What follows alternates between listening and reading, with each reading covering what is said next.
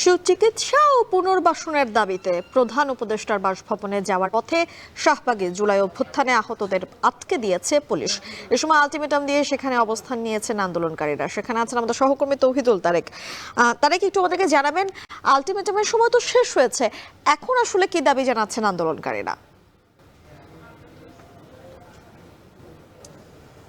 মিম, আসলে আলটিমেটামের সময় শেষ হলেও এখনও তারা তাদের দাবিতে অনড় রয়েছেন।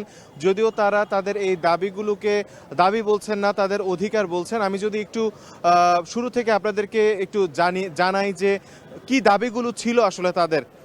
মূলত তাদের যে দাবিটি ছিল তা ছিল হচ্ছে যে সুচিকিৎসা এবং পুনর্বাসন এবং একই সাথে স্বীকৃতি, এই তিন দাবিতে তারা গতকাল থেকে বিক্ষোভ করে আসছে। গতকাল শুরুতে তারা জাতীয় চক্ষু বিজ্ঞান ইনস্টিটিউট এবং পঙ্গু হাসপাতালের সামনে অবরোধ করে রেখেছিল।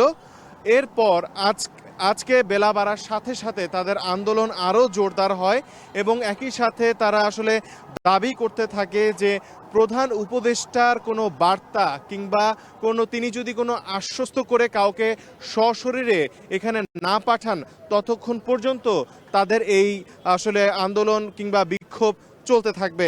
তারা শুরুতে সকালবেলা নিটোরের সামনে থাকলেও তাদের দাবিটা আরও পাকাপোক্তভাবে প্রশাসনের সামনে তুলে ধরার জন্য তারা এক পর্যায়ে আসলে প্রধান উপদেষ্টার বাড়ির সামনে বা সরকারি বাসভবনের সামনে আসার একটা সিদ্ধান্ত নেয় এবং সিদ্ধান্ত নেওয়ার পরে তারা যখন শাহবাগের ইন্টারকন্টিনেন্টালের সামনে আসে তখন আসলে আইনশৃঙ্খলা রক্ষাকারী বাহিনী তাদের এখানে বাধা দেয় এবং সেই বাধার পর তারা সেখানেই আসলে বসে পড়েন এবং সেখানে অবস্থান করছেন এবং তারা আসলে নিয়মিত বিরতিতে স্লোগান দিচ্ছেন এবং তাদের দাবি উত্থাপিত করছেন এবং হুঁশিয়ারি দিচ্ছেন আসলে তারা তাদের এই দাবিসমূহ আদায় হওয়া না পর্যন্ত তারা এখানে অবস্থান করবেন।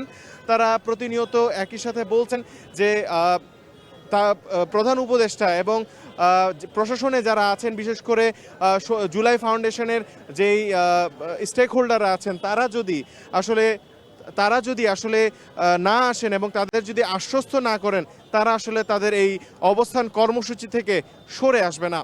তারা আরও বলছেন আসলে তাদের যেই আস্থার জায়গাটা ছিল আন্দোলনের পর, সেই আস্থার জায়গাটিও আসলে নড়বড়ে হয়ে গেছে। তারা বলছে যে 6 মাস পার হয়ে গেলেও এখন পর্যন্ত আসলে বেশিরভাগ আহতই সেই চিকিৎসা কিংবা সুযোগ সুবিধা এবং পুনর্বাসন হচ্ছেন না।